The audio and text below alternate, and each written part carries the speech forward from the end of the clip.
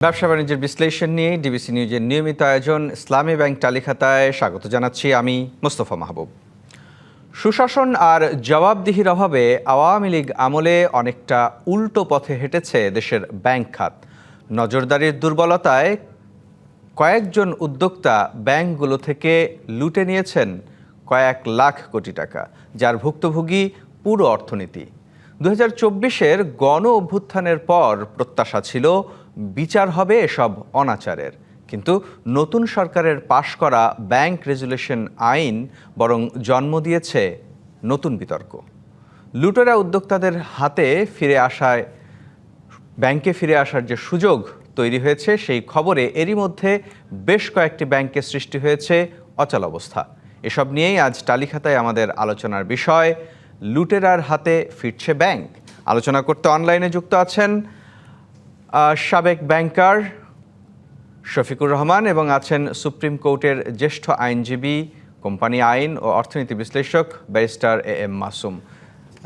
নিশ্চয়ই আমাকে শুনতে পাচ্ছেন। জনাব শফিকুর রহমান, আপনাকে দিয়েই আলোচনাটা শুরু করতে চাই। শফিকুর রহমান, নিশ্চয়ই আমাকে শুনতে পাচ্ছেন? মনে হচ্ছে যান্ত্রিক গোলযোগ। ব্যারিস্টার AM মাসুম, আপনার কাছে আসতে চাই। আমরা দেখলাম যে আসলে ব্যাংক কোম্পানি আইন বা বেশ কয়েকটি ব্যাংকগুলোর মধ্যে জবাবদিহিতা তৈরি করার জন্য কয়েকটি আইন তৈরির প্রক্রিয়া চলছিল, যেটি অন্তর্বর্তী সরকারের সময়, এবং নতুন সরকারের সময় আমরা দেখলাম ব্যাংক রেজুলেশন আইন যেটি সংসদে পাশ হয়েছে। এরপরই দেখছি বেশ কয়েকটি ব্যাংকে, বিশেষ করে যদি বলতে চাই যে বেসরকারি খাতের সবচেয়ে বড় ব্যাংক ইসলামী ব্যাংকে এক ধরনের অরাজকতা তৈরি হয়েছে। এটিকে আসলে আপনি কিভাবে দেখছেন? ধন্যবাদ আপনাকে। আসলে আমাদের এখন তো এমন একটা স্টেজে আমরা চলে আসছি যে এইটা ধরেন it's in the public domain এবং ইটস ভেরি ভিজিবল যে এই ঘটনাগুলি ঘটছে।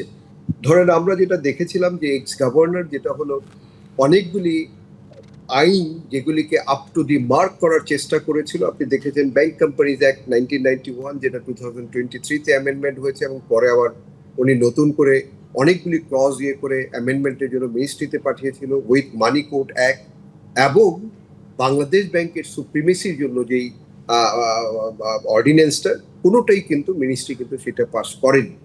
বাট এইটা হলো এখনকার গভর্নমেন্টের কাছে আমাদের মানে দাবি, যদি ব্যাংকিং সেক্টরকে যদি রিফর্ম করতে হয় বা ব্যাংকিং সেক্টরকে যদি ঠিক করতে হয়, তাহলে এই যে নতুন আমরা দেখছি যে বাংলা ব্যাংক রেজুলেশন অর্ডিন্যান্স 2025-এর যে নতুন বিলে 18 ক যেটাকে অ্যানেক্স করা হয়েছে, এবং সেখানে আপনি ওই share holder, existing share holder মানে যারা আগে শেয়ার হোল্ডার ছিল এবং নতুন শেয়ার হোল্ডার, মানে এটা হতে পারে সেকেন্ডারি মার্কেটে অথবা স্পন্সর শেয়ার হোল্ডার, যদি এরকম সিচুয়েশনে এই ধরনের যে ক্লজটা যেটা দেওয়া হয়েছে যে তারা বিফোর টাকা দিতে পারে অথবা পরে, এবং সেই টাকাটা আবার 18 কয়ের আপনি যদি দেখেন সেকশন 3 এবং 4-এ একটা বলা আছে যে 3 মাসের মধ্যে 7.5%, যেটা গভর্নমেন্ট বা বাংলাদেশ ব্যাংক যেটা এই ব্যাংকগুলিকে দিয়েছিল, অথবা 92.5% যেটা 2 বছরে দিতে হবে। এই যে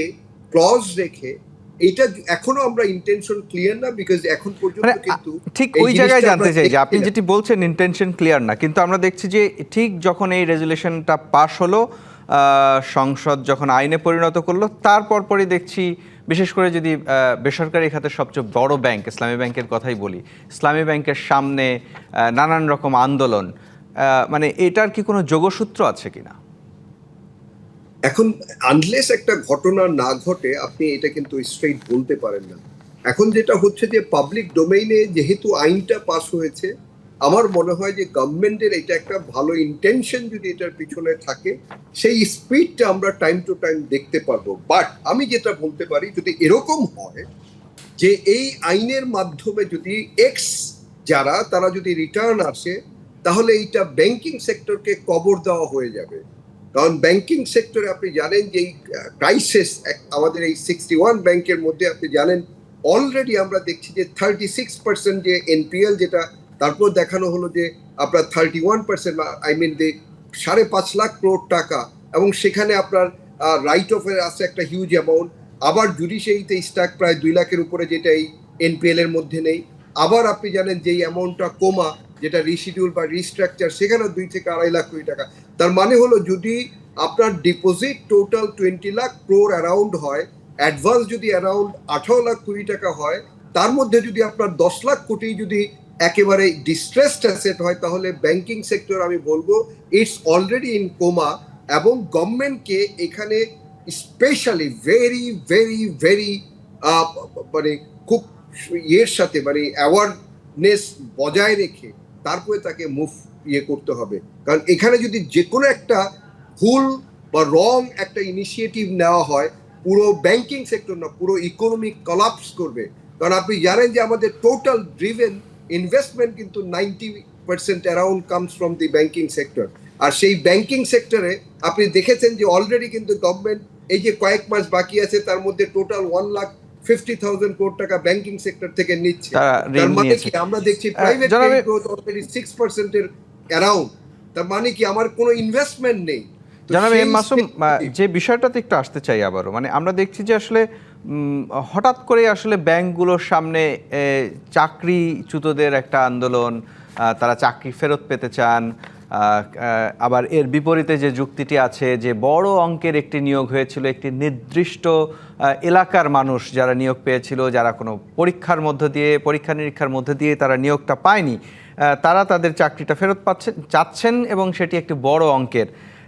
এই যে একটা ক্যাওয়াটিক সিচুয়েশন তৈরি হয়েছে, সেখান থেকে আসলে বের হয়ে যাওয়ার কোনো সুযোগ আদৌ আছে কিনা? অবশ্যই এটা সরকারকেই দিতে হবে। আমাদের সবচেয়ে বড় দুঃখের বিষয় যেটা, যদি ধরেন যারা লুট করেছে ব্যাংক এবং তারা কোথায় আজকে বিহাইন্ড দি বার জেলে থাকবে বা তাদের এগেনস্টে বিভিন্ন ধরনের মামলা হবে, সেগুলি না হয়ে যদি তারা রিটার্ন আসে এবং তাদেরকে রিটার্ন আনার জন্য যদি কোনো ভেস্টেড কোয়ার্টার যদি সেটার ইনিশিয়েটিভ করে, আমার মনে হয় আমি বলবো যে গভর্নমেন্টকে এখানে ভেরি স্ট্রং হতে হবে এবং সেটাকে নিজ হাতে যত স্ট্রংলি হোক সেটাকে প্রতিহত করতে হবে এবং সেটা কোনোভাবেই অ্যালাউ করতে দেওয়া যাবে না। নাই। আপনি থাকবেন আমাদের সাথে। আমাদের সঙ্গে শফিকুর রহমান যুক্ত হয়েছেন, একটু আসতে চাই আপনার কাছে। জনাব শফিকুর রহমান, আমাকে শুনতে পাচ্ছেন নিশ্চয়ই? জনাব শফিকুর রহমান শুনতে পাচ্ছেন? যান্ত্রিক গোলযোগ। নিশ্চয়ই ব্যারিস্টার মাসুম যেটি বলছিলেন আপনি, কিন্তু এই যে একটি সংকটের অবস্থা তৈরি হয়েছে যে এক পক্ষ চাচ্ছে তাদের চাকরি ফেরত দিতে হবে কারণ এটি তাদের জীবন জীবিকার বিষয়, আবার একই সাথে এই নিয়োগ প্রক্রিয়া নিয়েও তো প্রশ্ন আছে। সেই জায়গায় আসলে মানে আমরা জানি যে এ নিয়ে আইনি প্রক্রিয়াও চলছে। এই রকম একটা অস্থিরতা রেখে আসলে ব্যাংক খাতে আমরা যে শৃঙ্খলা ফেরাতে চাই বা আস্থা ফেরাতে চাই, সেটি আসলে আদৌ ফিরবে কিনা? এটা অবশ্যই গভর্নমেন্টকে এটা পলিসি ইন্টারভেনশন করতে হবে। এইটা ইন জেনারেল যারা করছে, যারা ভেস্টেড কোয়ার্টার, তাদেরকে স্টপ করাতে হবে এবং ব্যাংকিং সেক্টরে একটি শৃঙ্খলা ডিসিপ্লিন আনতে হবে এবং সেখানে অ্যাকাউন্টেবিলিটিটা মেক শিওর করতে হবে। Those who are involve with it, যারা এই কালপিট বা যারা এই ধরনের কাজের সাথে জড়িত, জনাব এম মাসুম একটু থাকবেন আমাদের সাথে। এই একই বিষয়ে একটু শফিকুর রহমানের বক্তব্য জেনে আসতে চাই। তিনি নিজেও SIBL এ কাজ করেছেন। জনাব শফিকুর রহমান নিশ্চয়ই আমাকে শুনতে পাচ্ছেন। আমরা দেখলাম যে ব্যাংক রেজুলেশন আইন যেটি পাস হওয়ার সাথে সাথেই বা তার কয়েকদিনের মধ্যেই আমরা ব্যাংকগুলোর সামনে এই চাকরিচ্যুতদের একটা আন্দোলনের জোয়ার দেখতে পাচ্ছি এবং বলা হচ্ছে যে লুটেরা উদ্যোক্তা যারা ছিলেন তারা আবার ব্যাংকটাকে দখল করার চেষ্টা করছেন। প্রথমে জানতে চাই এই বিষয়টিকে আপনি কিভাবে দেখছেন? ধন্যবাদ। এতক্ষণ আমি সংযুক্ত ছিলাম না, এই কারণে আমি আসলে শুনতেও পারিনি আমার সহ আলোচক কি বলেছেন।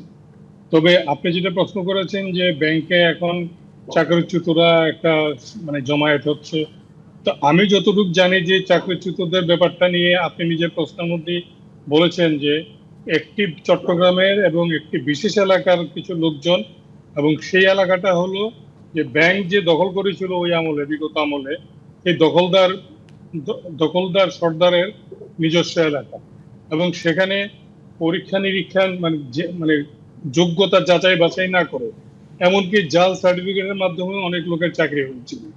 তো আমার মনে হয় যে জাল জালিয়াতির মাধ্যমে যাদের চাকরি হয়েছিল তাদের তো চাকরি থাকার কথাই না, তাদেরকে বরং জালিয়াতির অভিযোগে অভিযুক্ত করে বিহাইন্ড দি বার তাদেরকে নিয়ে যাওয়া উচিত।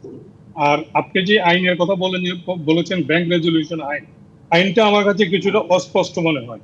আইনটা যেটা অধ্যাদেশ আকারে যেটা অন্তর্বর্তীকালীন সরকারের সময় ছিল, সেখানে একটা কথা পরিষ্কার ছিল যে সব টাকা ফেরত দিলেও দখলদার যারা ছিল তাদের কাছে ব্যাংকটা ফেরত দেওয়া হবে না।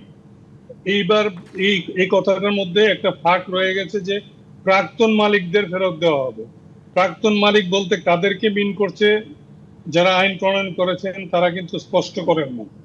আমার মতে এই আইনটাতে যদি 2-3টা শব্দ প্রতিস্থাপন করে এরকম করা হয় যে প্রাক্তন মালিক বলতে আমরা বোঝাবো যে ব্যাংক শুরু করাকালীন সময় যারা উদ্যোক্তা ছিলেন তাদের মধ্যে যদি কেউ ব্যাংক নিতে চায় তাহলে তাদেরকে আমরা অগ্রাধিকার দিব এবং সব টাকা ফেরত দিলেও দখলদার লুটেরাদেরকে আমরা কখনোই কোনোভাবেই এই ব্যাংক ফেরত দেব না। তাহলে এই আইনটা আমার মনে হয় আমানতকারীদের একটা আস্থার জায়গায় চলে আসবে এবং সমালোচনাটাও সীমিত হয়ে যাবে, অনেকটাই কমে আসবে।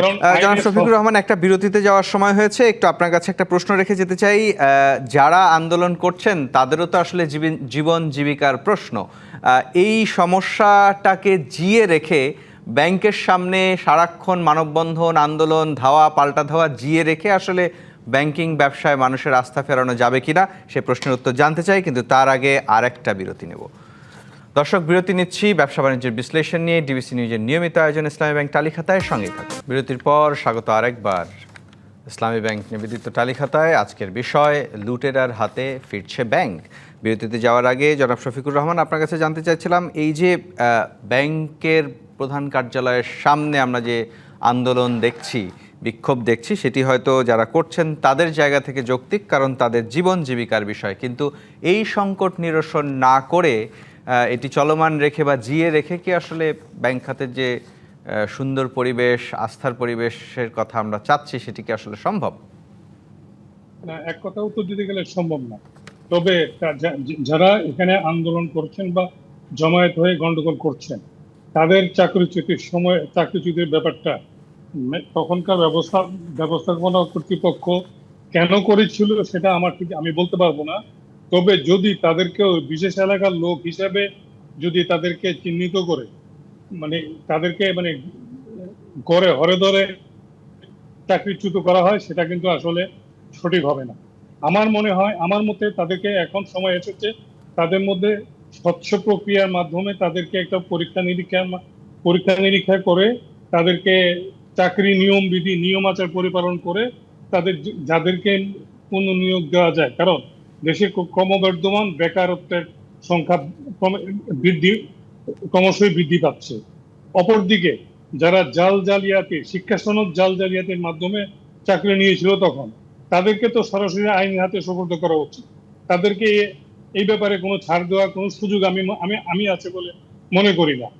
এবং এই ব্যাংকের সামনে প্রতিদিন জমায়েত হওয়ার বিষয়টা সরকারের অত্যন্ত কঠোর হস্তে ব্যাংকিং আর্থিক খাতে এমনিতেই আমাদের একটা সংকটাপন্ন অবস্থায় আছে, জনগণের আস্থার অভাব, সবকিছু মিলিয়ে আর্থিক খাতের সামনে কোনো ব্যাংকের প্রধান কার্যালয়ের সামনে এইভাবে জমায়েত এগুলি আন্দোলন, হুমকি ধামকি, এগুলা কোনোভাবেই সহ্য করা এই বিষয়টি আবার আমরা যেটিকে আমাদের মূল আলোচনা যেটি এই যে একটা কলহ, সেই কলহকে সামনে রেখে আসলে লুটেরাদের ফিরে আসার যে চক্রান্ত, সেটিকে আড়াল করে এক ধরনের চক্রান্তের আবহ তৈরি করে রাখছে কিনা এই আন্দোলনটা? এটা হতে পারে। তবে আমি তো বললাম যে এখানে আইনটাকে আর একটু স্পষ্ট করার জন্য এখানে 2-3টা শব্দ যদি সংশোধনী আকারে আনা হয়, আমার মনে হয় ওই যে ব্যাংক দখলকারী বা লুটেরাদের হাতে কোনোভাবেই ব্যাংক ফিরে যাবে না। তারা সব টাকা ফেরত দিলেও শুধু ব্যাংক শুরু করাকালীন সময়ে উদ্যোক্তা যারা ছিল তারাই একমাত্র প্রাক্তন মালিক হিসেবে গণ্য হবেন। এই কথাগুলো যদি আইনের মধ্যে লেখা থাকে তাহলে আমার মনে হয় আইনের অ্যাম্বিগুইটিটা কিছুটা মানুষের কাছে পরিষ্কার হয়ে যাবে এবং একই সাথে এই আন্দোলনকারীদের সমস্যাটিকেও সমাধান করতে হবে। আপনাকে অসংখ্য ধন্যবাদ ব্যারিস্টার এম মাসুম। আপনার কাছে আরেকবার ফিরতে চাই, যে কথাটি আসলে শফিকুর রহমান বলছিলেন যে আইনের অস্পষ্টতা দূর না হলে আসলে এই লুটেরাদের হাতে ব্যাংক ফিরছে কি ফিরছে না, এই প্রশ্নেরও আসলে সমাধান আসবে না। আপনার কাছে জানতে চাই যে বিষয়টা আসলেও এরকম কিনা, এবং আইন পাশ হয়ে যাওয়ার পরে এই অস্পষ্টতা দূর করার আর কোনো সুযোগও আছে কিনা। না, এইটা তো আবার চাইলে এটা পারবে, কিন্তু ঘটনাটা যেটা হয়েছে যে এইটা অনেক স্ক্রুটিনির পরেই তো এই জিনিসটা তারা ইনসার্ট করেছে। তো যেহেতু তাদের এই স্পিডটা বা তাদের এটার পিছনে কি ইন্টেনশনটা, মোটিভটা, আনলেস ইটস এক্সিকিউটস, এটা আমরা বুঝতে পারবো না। বাট স্পেশালি আমার কমপ্লিটলি এইটার সাথে পার্সোনাল মত হলো এটা কন্ট্রাডিক্ট করে, সেটা হলো যে স্পেশালি যখন আপনি অর্ডিন্যান্স 2025 করলেন, সেখানে আপনি যেই সেকশনগুলি যেভাবে ক্লিয়ারলি বলে দিয়েছিল যে যারা আগের এটার সাথে কানেক্টেড ছিল তাদেরকে দেওয়া হবে না, এবং সেটা কিন্তু এখনো এক্সিস্ট আছে, সেই আইনের মধ্যেই কিন্তু আছে, এবং সেটার সাথে কিন্তু 18 কটা সে দিয়েছে। এবং এখানে কিন্তু আরেকটা যেটা আমরা দেখেছিলাম যে ব্রিজ ব্যাংকের মাধ্যমে যে কনসেপ্টটা ছিল, এখন যেই ব্যাংকগুলির আমরা দেখছি 90 to 95% আপনার এনপিএল, যেটা আমরা যেই নিউজগুলি দেখেছিলাম, তাহলে সেই ব্যাংকগুলিকে যদি আবার আপনি প্রাইভেট হ্যান্ডে দেন, সেইটা কি রিকভার করার কোনো বাস্তবিক কোনো এক্সাম্পল আমাদের সামনে নেই, আমরা অতীতে দেখিনি। তার মানে হলো এটা আরেকটা লিঙ্গারিং করবেন, আরেকটা ফার্মার্স ব্যাংক থেকে পদ্মা ব্যাংক হবে, আবার অ্যাগেইন একই আপনি অবস্থাতে যাবেন। তার চাইতে যেটা হলো, যেটা সব সময় সবাই বলছে যে 450 বিলিয়ন ইকোনমিতে আমাদের এই 61 ব্যাংকস নট নেসেসারি, সেখানে অ্যারাউন্ড 20, যেটা অলরেডি আমরা দেখছি যে বাকি যেই ব্যাংকগুলি আপনি যদি দেখেন, ক্যাপিটাল শর্টফল 23টা ব্যাংকের অলরেডি 2,82,000 কোটি টাকা। তাহলে নিশ্চয়ই, এই যে মানে এই যে দুরবস্থা, এখান থেকে ফেরার জন্য আসলে আমরা যে ধোঁয়াশাটা তৈরি হয়েছে আসলে সেটি দূর করাটা আসলেই জরুরি। রাইট, এবং সেইটা যদি আপনাকে করতে হয় যে আপনি যেই স্বপ্ন দেখছেন 2034-এ যে $1 ট্রিলিয়ন ইকোনমি হবে, সেই ইকোনমি কোত্থেকে আসবে যদি আপনার এই ফাইন্যান্সিয়াল সেক্টর যদি কলাপস সিচুয়েশনে থাকে। সেই জন্য আমার মনে হয় যে ব্যাংকিং সেক্টরে যে অরাজকতাটা আছে সেটাকে ক্লিন করতে হবে, what ever it is the situation. আপনি কনফিডেন্স যদি গেইন না করতে পারেন, তাহলে ওই যে আমরা দেখছি যে পরিস্থিতি আরো খারাপ হবে। আপনাকে অসংখ্য ধন্যবাদ। আজকের মতো বিদায় নিতে হচ্ছে। আপনাদের দুজনকেই ধন্যবাদ। দর্শক, ব্যবসা বাণিজ্যের বিশ্লেষণ নিয়ে ডিবিসি নিউজের নিয়মিত আয়োজন ইসলামী ব্যাংক টালিখাতায় আজ এ পর্যন্তই। সঙ্গেই থাকুন।